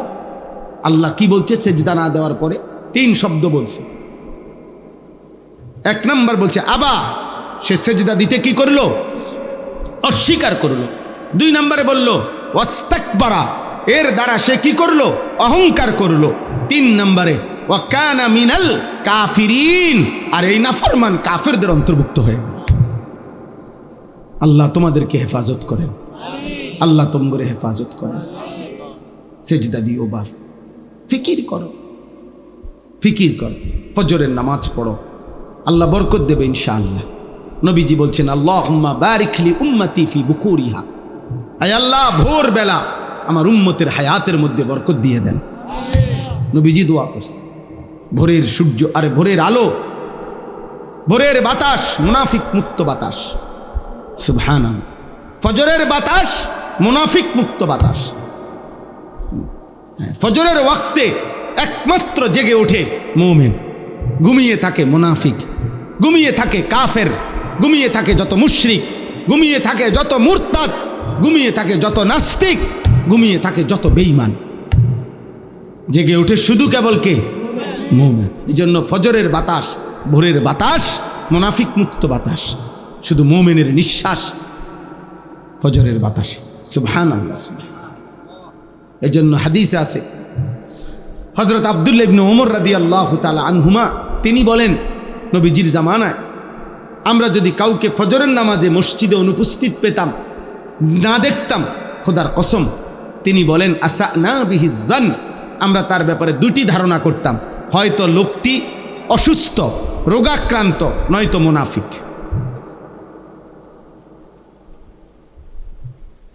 হযরত উবাই ইবনে কাব, বিখ্যাত সাহাবী রাদিয়াল্লাহু তাআলা আনহু বলেন, নবীজি কারো ঈমানের ব্যাপারে সন্দেহ করলে, মুনাফিক ভাবলে, খোদার কসম তিনি বলেন, নবীজি তাকে ফজরের নামাজে তালাশ করতেন। কোন নামাজে? এবং ফজরের নামাজে জিজ্ঞেস করতেন, অমুক এসেছে, অমুক এসেছে। না পেলে নবীজি বলতেন, সাহাবী বলেন, নবীজি তখন বলতেন যে শোনো, এশার নামাজ এবং ফজরের নামাজ জামাতে পড়া মুনাফিকের জন্য কঠিন। হায় হায়, কি ভয়ঙ্কর কথা! যে নবী সুপারিশ করবে তিনি যদি বলে ফেলে মুনাফিক, সুপারিশ করবে কি? যিনি হাউজে কাউসারের পানি দিবে তিনি যদি বলে ফেলে মুনাফিক, তো সুপারিশ করবে কে? পানি দেবে কে? বলে। আল্লাহ আমাদেরকে হেফাজত করে, আল্লাহ আমাদেরকে কবুল করে নেন। আজকের এই বজুরি খোলা ইত্তেহাদুল উম্মাহ ইসলামী সংগঠন, সাচার, কচুয়া, চাঁদপুর ওলামায়ে কেরাম বললেন আপনাদের কাছে, ওনারা ফিকির করছেন আপনাদের জন্য পুরা মহল্লার মধ্যে মসজিদে মসজিদে ধারাবাহিক ইসলাহি মাহফিল করবে, আপনারা এতে সমর্থন করবেন, বলেন ইনশাআল্লাহ। নওজোয়ান ভাই, তোমরা যারা এলাকার, তোমরা নিজ উদ্যোগে ওলামায়ে কেরামের সাথে পরামর্শ করে তোমরা উৎসাহ দিবা যে হুজুর ইনশাআল্লাহ আপনারা দাওয়াত দেন, তোমরাই চেষ্টা করো, মুরব্বীদেরকে উৎসাহ পাইবে, তোমরে তারা দোয়া করে দিবে, প্রত্যেকেই সহযোগিতা করবেন। কেউ পারলে 100 টাকা দিবেন, কেউ পারলে 50 টাকা দিবেন, কেউ পারলে 500 টাকা দিয়েন যে হুজুর আপনাদের এই ভালো কাজে আমি আমার পক্ষ থেকে 100টা টাকা দিলাম। দেখবেন 100 টাকা মিশে যাবে লাখ টাকার সাথে, আর যতদিন চলবে আপনার আমলনামায় সওয়াব আসতে থাকবে, নিঃসন্দেহে সওয়াব আসবে, সওয়াব আসবে, সওয়াব আসবে। আল্লাহ তাআলা সমস্ত ইবাদতের মধ্যে 2টা জিনিস মূলত চায়, এই আমার শেষ কথা। প্রত্যেক ইবাদতের মধ্যে আল্লাহর মূল চাওয়া 2টা, 1 বান্দার জবানে আল্লাহর জিকির, আল্লাহর নাম, 2 দিলের মধ্যে তাকওয়া, আল্লাহর ভয়, আল্লাহর ভালোবাসা। আল্লাহ দিল চায়, আল্লাহ জবান চায়। আল্লাহ জবানে শুনতে চায় নিজের নাম, আর আল্লাহ দিলে চায় তাকওয়া, আল্লাহর ভয়, আল্লাহর ভালোবাসা। এখানে কোরআনে আছে ওয়াল বুদনা জাআলনা, যেটা পড়ার জন্য আমি খুলছিলাম, এইটা পড়েই তরজমা বলছি, শেষ। ওয়াল বুদনা জাআলনাহা লাকুম মিন শাআইরিল্লাহ। আল্লাহ বলেন কোরবানি আসতেছে, কোরবানির জন্য যত প্রাণী, গরু, ভেড়া, দুম্বা, বকরি, উট, মহিষ, আল্লাহ বলেন এগুলোকে কোরবানির জন্য উপযোগী, এটা আমি আল্লাহ এই সিদ্ধান্ত, এটাকে কোরবানির প্রাণী হিসাবে নির্ধারিত আমি আল্লাহ করেছি। কে করেছে? আল্লাহ করেছেন। আল্লাহ মিন শাআইরিল্লাহ, এবং কোরবানির জন্য নির্ধারণ করা প্রত্যেকটা প্রাণী আমি আল্লাহর নিদর্শন। সুবহানাল্লাহ। যে প্রাণীটা কোরবানির জন্য কিনা হয়, সিদ্ধান্ত হয়, গরু হোক, ছাগল হোক, ভেড়া হোক, দুম্বা হোক, বকরি হোক, উট হোক, এটা কার নিদর্শন? আল্লাহর নিদর্শন। এরপরে আল্লাহ বলেন লাকুম ফিহা খাইর। সুবহানাল্লাহ।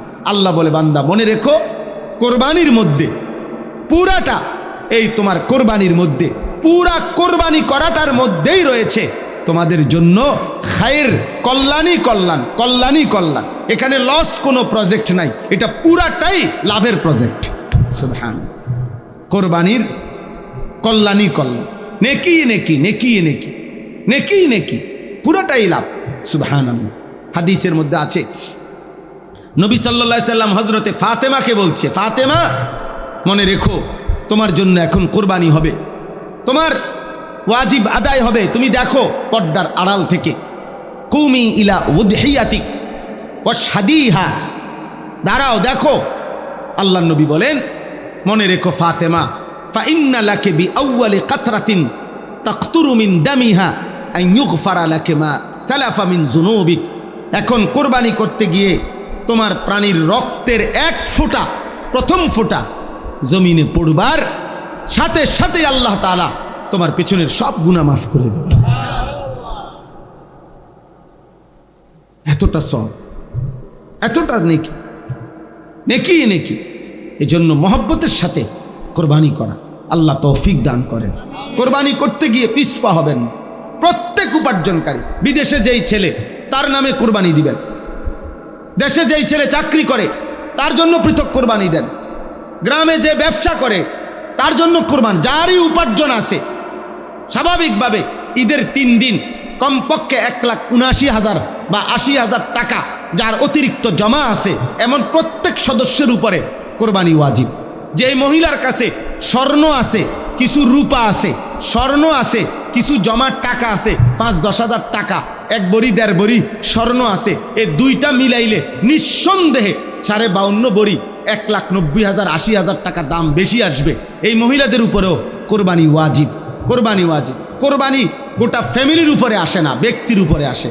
কোরবানি গর্স প্রতি কোরবানি ওয়াজিব হয় না, ব্যক্তি প্রতি কোরবানি ওয়াজিব হয়। আমরা এটা বানায় নিছে কোরবানি হলো আমরার ঘরে কোরবানি হয়েছে না, আমাদের ঘরে কোরবানি হয় না, কোরবানি হয় মানুষের উপরে ওয়াজিব হয়। বুঝেন নাই কথা? এবারটা বিদেশ, এবারটাই দিছে 20,000, হেতে ঢাকা স্যার কি করে তে দিছে 10,000, আর ওই এনে গ্রামে দোয়ান আছে একজনের, হেতের দিছে 80,000 মিল্লা। আমি আব্বার কাছেও কিছু আছে, সব মিলাইয়া টেয়া 50,000 মিলাইছে, মিলাইয়া বাপ মার নামে কোরবানি দিছে, সবাই কোরবানি হয়েছে, আল্লাহর রহমতে গোস্ত খাইতে আছে। বাহ, কোরবানি এটা নি কোরবানি, এটা নি কোরবানি। তো যে ছেলেটা বিদেশ, তার কাছে 1,80,000 টাকা অতিরিক্ত নাই, কথা বলে না? যে ছেলেটা চাকরি করে তার কাছে 1,80,000 টাকা নাই, তো তাহলে তার কোরবানি কই?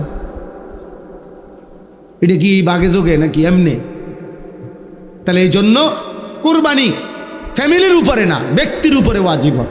বিবাহিত হোক অবিবাহিত, ওই কয় ফোলা মানে বিয়েই করছে না, হেতের আবার কি কোরবানি? না, হেতের কোরবানির দরকার নেই, তারা মানা করেন বিয়ে করতে না, তাহলে মৃত্যু পর্যন্ত কোরবানির ঝামেলার থিকা বেচারা বাচ্চা গেল, তারে টাঙ্গাইয়া থুন, তারে রৌদ্রের মধ্যে টাঙ্গাইয়া থুন। কথা বুঝছেন কি না বলে? আশ্চর্য কথা। পৃথক পৃথক বুঝতে হবে, জাকাতের মাসআলা পৃথক বুঝতে হবে, হজ্জের মাসআলা পৃথক বুঝতে হবে, কোরবানির মাসআলা পৃথক বুঝতে হবে, সাদকায়ে ফিতরের মাসআলা পৃথক বুঝতে হবে, আলাদা বোঝা জরুরি। আপনি মামুলি মনে করবেন না। একটা হলো দান সাদাকা, আপনি বলছি যে মাদ্রাসা, মসজিদের মাদ্রাসা সবাই দান করেন, তো কেউ 10 টাকা দিছেন, কেউ 100 টাকা দিছেন, এইটা হলো আপনার ইচ্ছার উপরে। কিন্তু হজ, কোরবানি, জাকাত, সাদাকাতুল ফিতির এটা আপনার ইচ্ছার উপরে না, আপনার শরীয়তে যে পরিমাণ সম্পদ নির্ধারণ করে দিয়েছে ওইটা থাকলে আপনি ইচ্ছা করলেও দিতে হবে, না করলেও দিতে হবে। আপনি মন চাইলেও হজ করতে হবে, মন না চাইলেও হজ করতে হবে। বুঝেন নাই কথা? হুজুর দোয়া করেন, আল্লাহর রহমত বিদেশ পাঠাইছি, তারা আস্তে আস্তে লাইন ফাইন হইতে আছে, তারা যদি দয়া কইরা তাগুর উপরে যদি খোদায় দয়া করে, তারা যদি বাফেরে হজ করায় তাইলে গেলাম, হইলে নাইলে যাইতাম না। এসব ফাঁকনা আলাপ, এসব সিহন আলাপ, এটা শরীয়ত না, এটা শরীয়ত না। বরং স্পষ্ট মাসআলা হলো, যেই ব্যক্তির ভিটা ছাড়া বসত বাড়ি, অতিরিক্ত জমি আছে, ফসলের জমি, ক্ষেতের জমি, বাজারের ভিটা, বাজারের দোকান, মানে আলাদা জমি আছে, যেই জমির কিছু বিক্রি করলে হজের টাকা হবে, পরিবারের হজের আসা যাওয়ার যে সময়টা এই খরচ হবে, আর আলগা জমি যে দূর আরও রয়েছে বাকিটা দিয়েও তার সংসার চলবে, এমন প্রত্যেক মুসলমানের উপরে খোদার কসম হজ করা ফরজ, ফরজ, ফরজ। যে ব্যক্তি হজ ফরজ সত্ত্বেও হজ করে নাই, আল্লাহর কসম নবী বলছে ওইটা হয়তো যদি মারা যায় তো ইহুদি মরলো, নয়তো খ্রিস্টান মরলো, বেঈমান মরলো, বেঈমান মরলো, বেঈমান। আমি আপনাদেরকে একদম উদাহরণ বলি, মনে করেন এটা আমার বসত, অতিরিক্ত এখানে আমার আলগা 10 শতক জমি আছে, ক্ষেতের জমি হোক, ফসলের জমি হোক, চাষাবাদের জমি হোক, বুঝছেন নি কথাটা? ওইখান থেকে 3 শতক বিক্রি করলে, 4 শতক বিক্রি করলে মনে করেন হজের টাকা হবে 6.5 লাখ টাকা হজের। এখন মনে করেন সংসার চলতে লাগবে 1.5 লাখ, 1.5 মাসে ধরে নিলাম 8 লাখ। এই জমি যদি একাংশ বিক্রি করলে ধরেন 8 লাখ টাকা আপনার ব্যবস্থা হবে, আর বাকি আরও জমি আছে যেটা দিয়ে আপনার ফ্যামিলি চলবে। এই লোকের যদি আর ব্যবসা নাই, বাজার নাই, বিদেশে ফুত নাই, চাকরি নাই, শুধু বসত আর এই জমি দূর আছে, যে দূরের কিছু বেচলে হজের টাকা হয়, এই এমন প্রত্যেক মুসলমানের উপরে হজ করা ফরজ, ফরজ। আর না করে মরলে এটা বেঈমান মারা গেছে, নবী বলছে। নবী বলছে এটা হয় ইহুদি মরলো, নয় খ্রিস্টান। আমার কিছু আসে যায়, ফালিয়ামুত ইনশা ইয়াহুদিজ্ঞান বা ইনশা নাসরানিজ্ঞান। মুসলমান মরল না, মুরব্বীরা বইয়া বইয়া সাদোয়ানে ফাঁকনা আলাপ করে, বিড়ি খায় আর বহন খায় আর গপ মারে। হ্যাঁ হ্যাঁ, গপ মারে। হ্যাঁ, কইতে তো সুন্দর লাগে হুজুর, আমি না বুঝি 3 ফুট বিদেশ ফাটাইতে কত কষ্ট হয়েছে। না কি এর কষ্ট? 6 লাখ নিছেন এমনি, 6 লাখ নিছেন সুদে, আমরা জানি না কষ্ট কি? তা আবার সুদের টাকার মধ্যে আবার কষ্ট কি? হারাম খায় নিছেন, হারাম নিছেন। আমি বিদেশ হারাম বলি না, আমি তো একটু আগেই বলছি, আল্লাহ বলছে আমার জমিন সব, তুমি যেখানে মন চায় থাকো, কোনো অসুবিধা নাই। কিন্তু হারাম, এখানেও হারাম, বিদেশেও হারাম। হারাম কিনা বলেন না কেন? যেটা হারাম এটা সর্বাবস্থায় হারাম কিনা? তাহলে অভাবে পড়লেও হারাম, সুখে থাকলেও হারাম, বিপদে পড়লেও হারাম, সুখে থাকলেও হারাম। আল্লাহ আমাদেরকে হেফাজত করে।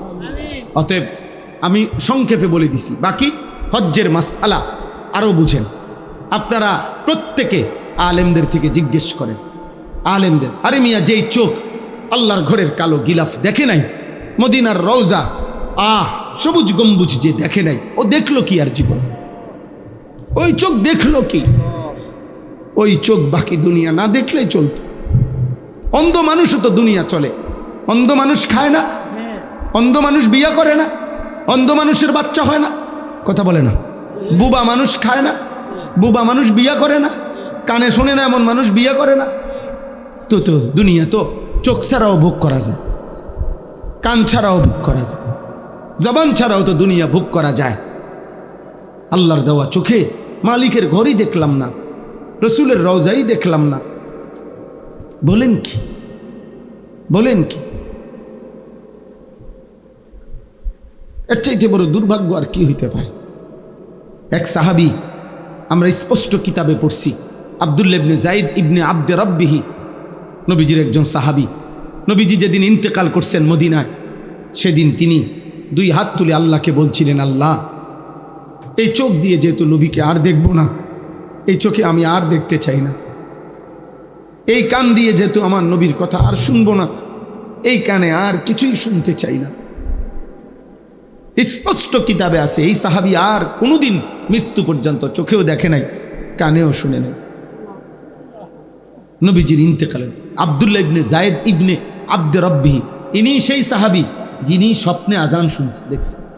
সর্বপ্রথম আজান যেই সাহাবী দেখছে, স্বপ্নে শিখাইছে ওনারে এই সাহাবী, এই আব্দুল্লাহ ইবনে যায়েদ ইবনে আব্দে রব্বিহি।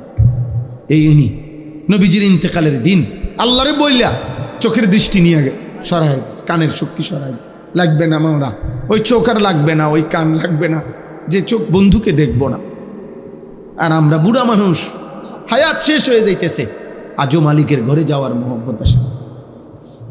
বইয়া বইয়া শুধু নাতিগারে বিয়া করাইব, নাতির ঘরের ফুতিরি বিয়া করাইব, নাতিরে এই বইয়া বইয়া ফালতু দুনিয়া। দুনিয়া বুড়া মানুষ সোজা হইয়া গেছে, খাটে পড়ে গেছে, আমি চোখে দেখছি মিয়া।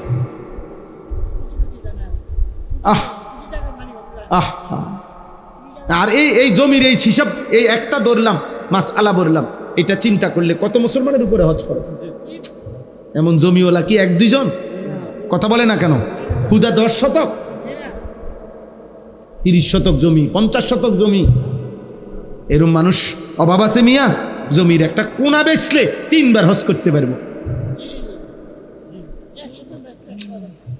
3 বার হজ করে নিতে পারবো। বেটা 60 বছরে একবার জীবনে ফরজ হজ, ওমা কল্পনায়ও আসে না। ওমা কি তাও ক অনুমাই এখন বিয়া দিয়ে সারছি না, হাল মারে এমনি লাভ মার, আও কি কর অনু সোলাগা বিদেশ পাঠাইছি না, কদ্দুর গদ্দুয়ার করছি না, কদ্দুর জমি জামা কিনুন না, অনু কদ্দুর গুছাইতে পারছি না।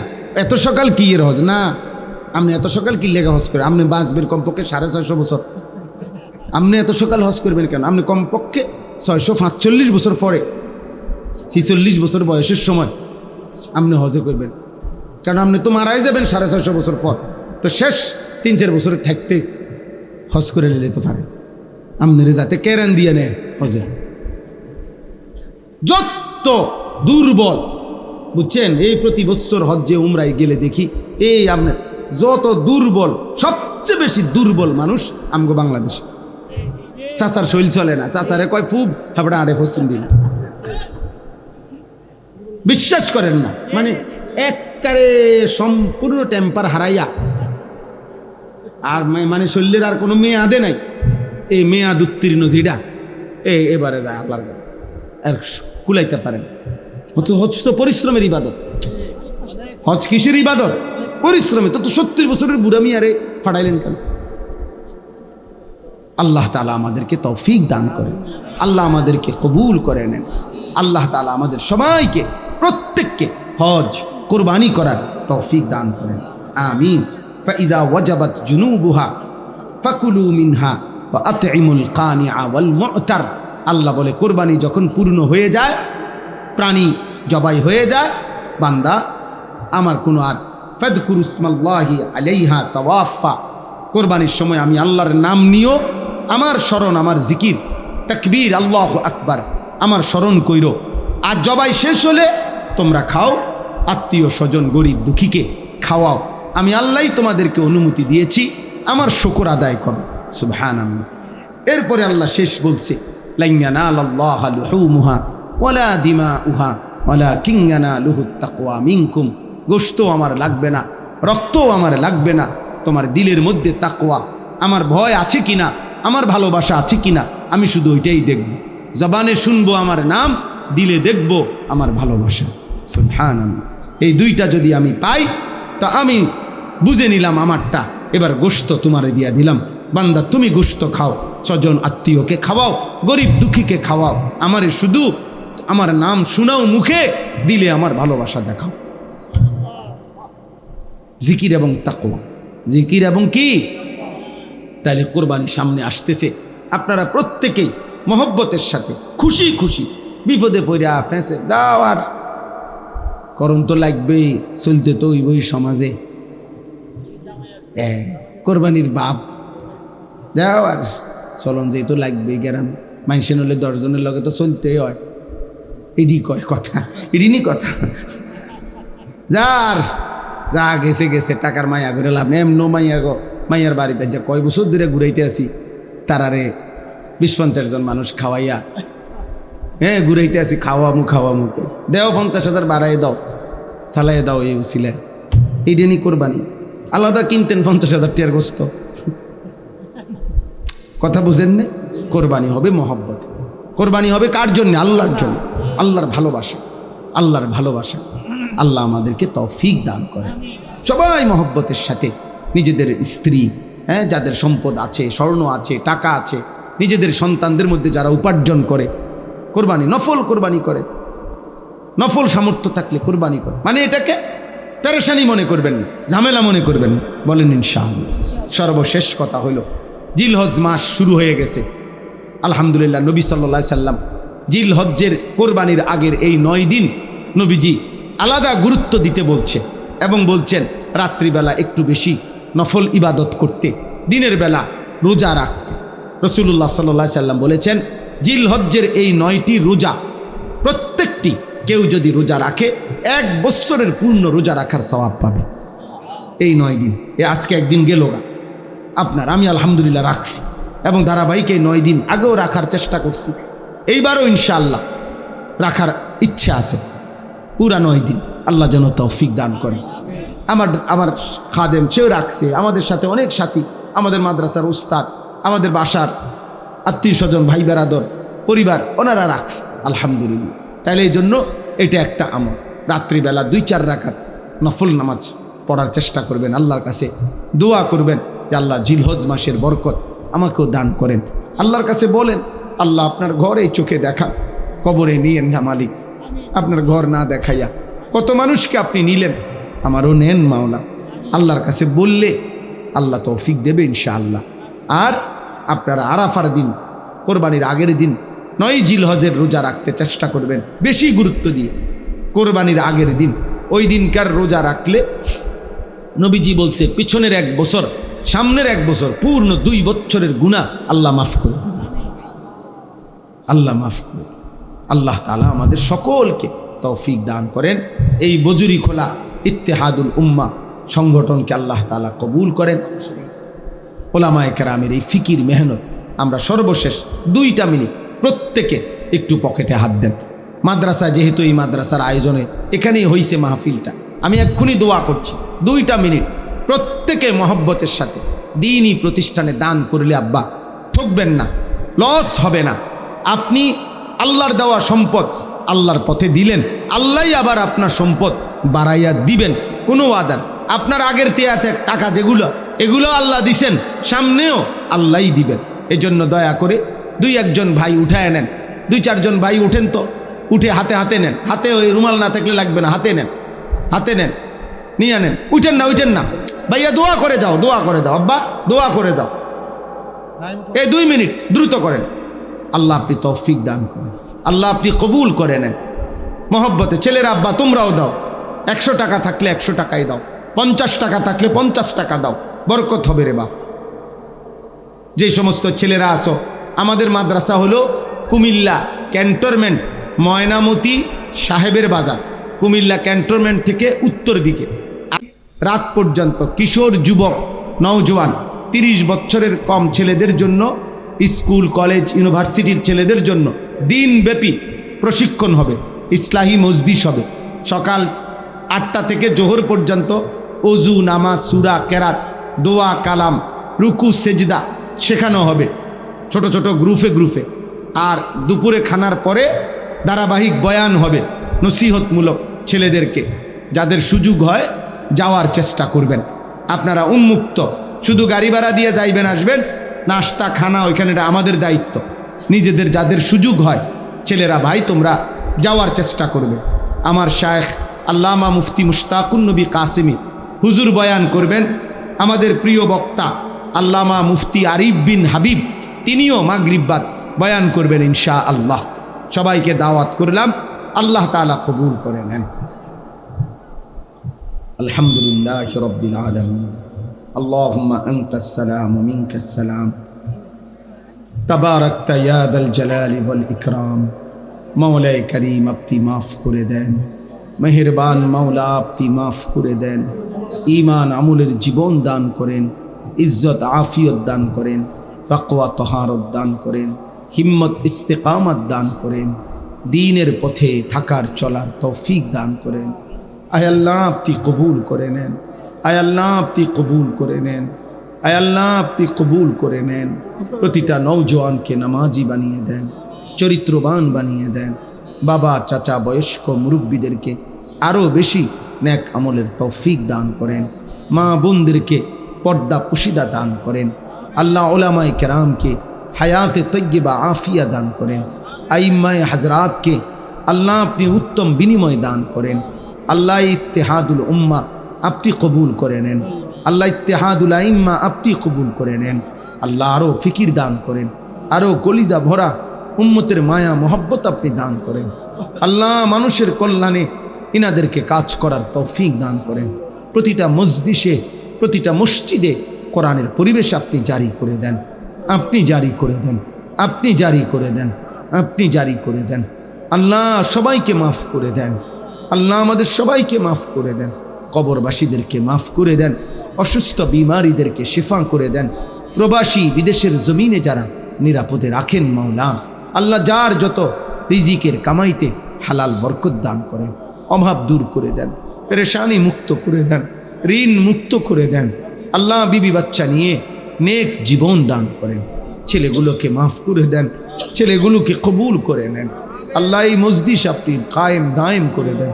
এই মাদ্রাসা কবুল করে নেন, এই মাদ্রাসা কবুল করে নেন, এই মাদ্রাসা কবুল করে নেন।